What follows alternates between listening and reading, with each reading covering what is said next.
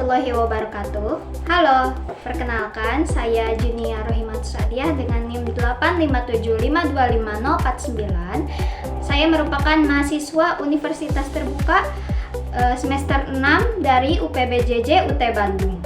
Pada video kali ini saya akan melaksanakan praktikum IPA yaitu modul 6 praktikum 1 tentang jenis dan bentuk gelombang. Pada video kali ini saya akan mempraktikkan 3 praktikum. Saya akan mempraktikkan 3 kegiatan praktikum. Yang pertama adalah percobaan jenis-jenis gelombang, kemudian percobaan sifat pemantulan gelombang, dan percobaan gelombang stasioner. Selamat menyaksikan.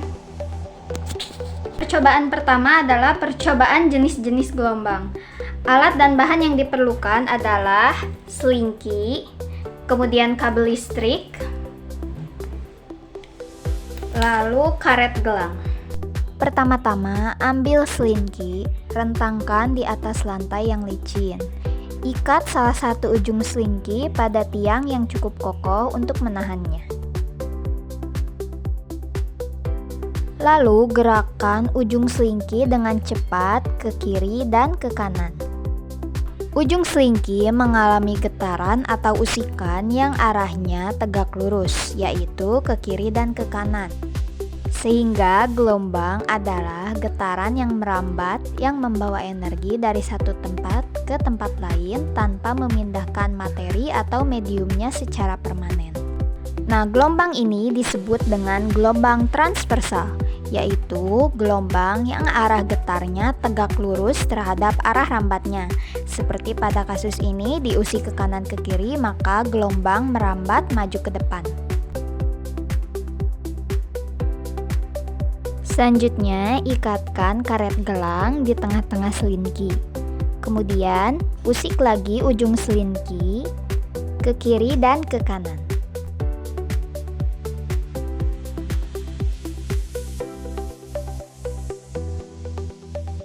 Ketika gelombang merambat, karet gelang tidak ikut berpindah ke ujung selingki.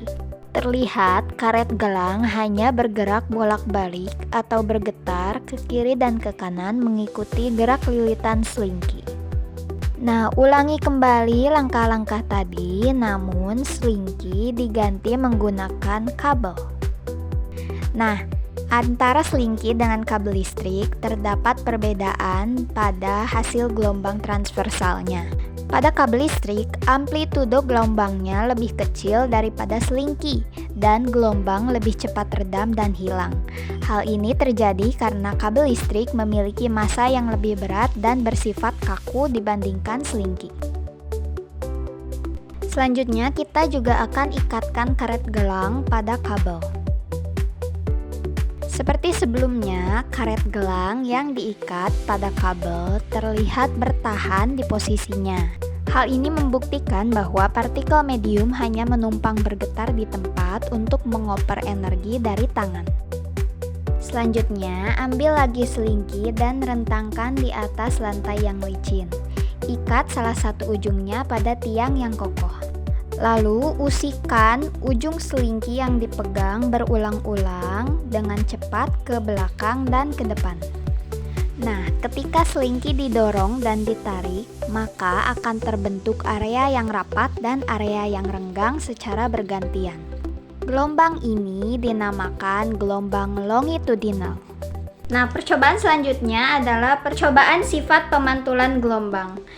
Pada percobaan ini bahan-bahan yang diperlukan adalah selingki, kemudian benang kasur, kelereng, dan juga baskom berisi air. Sekarang saya akan menjatuhkan kelereng pada air dalam baskom. Pada permukaan air terbentuk gelombang yang berbentuk lingkaran yang semakin membesar. Ini dinamakan gelombang transversal permukaan. Gelombang ini menyebar dari titik jatuhnya kerikil. Nah, ketika gelombang lingkaran tersebut mencapai dinding baskom, gelombang tersebut akan berbalik arah, merambat kembali ke arah titik jatuhnya kelereng. Selanjutnya, ambil selingki, kemudian ikatkan salah satu ujungnya pada tiang. Kemudian getarkan ujung selingki sehingga membentuk setengah panjang gelombang.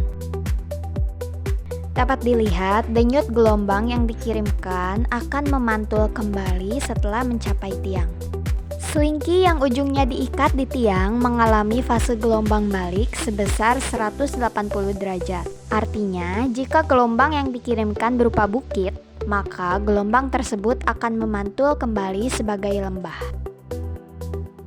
Selanjutnya, ikatkan ujung selingki dengan benang kasur. Kemudian, ikatkan ujung benang tersebut pada tiang yang kokoh. Kemudian, getarkan ujung selingki sehingga membentuk setengah panjang gelombang. Pada selingki yang ujungnya bebas ini mengalami fase gelombang pantul yang sama dengan fase gelombang asalnya. Artinya, jika gelombang yang dikirimkan berupa bukit, maka gelombang tersebut akan memantul kembali tetap sebagai bukit. Selanjutnya saya akan melaksanakan praktikum percobaan gelombang stasioner. Ada beberapa alat dan bahan yang diperlukan pada percobaan ini. Yang pertama adalah alat pijat, kemudian tali. Saya menggunakan benang kasur, kemudian katrol meja. Saya menggunakan botol kaca sebagai penggantinya, dan juga beberapa macam beban. Saya menggunakan kelereng. Dan saya sudah merangkainya, mengikatkan tali pada alat pijat, kemudian katrol dari botol saya rekatkan menggunakan lakban. Pertama-tama saya akan mengikatkan ujung tali yang satunya dengan beban salah satu bebannya. Saya akan menggunakan beban yang paling ringan. Saya ikatkan.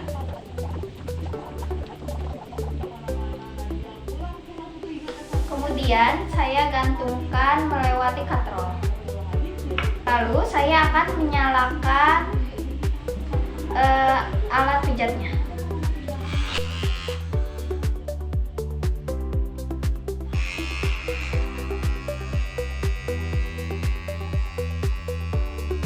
Pada beban pertama, muncul gelombang di tali yang dihasilkan dari getaran alat pijat genggam.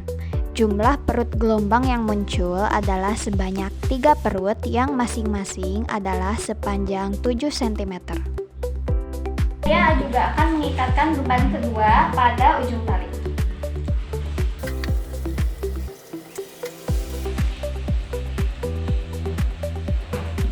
Kemudian saya akan menyalakan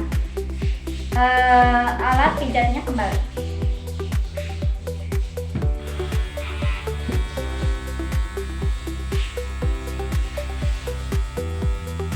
Nah, pada beban kedua, perut yang muncul pada tali, pada gelombang adalah 2 perut. Pada beban kedua ini muncul perut gelombang yang lebih sedikit dari sebelumnya. Panjangnya juga lebih panjang, yaitu 12 cm. Hal ini dikarenakan tali semakin tegang. Selanjutnya saya akan mengikatkan beban ketiga pada ujung talinya. Lalu menggantungkannya melewati katrol.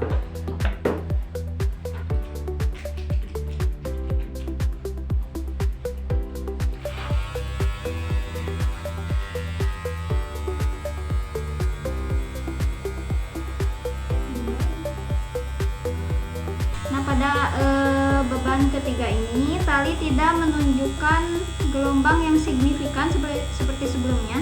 Namun, apabila tali diangkat menggunakan jari, maka akan muncul 2 perut gelombang.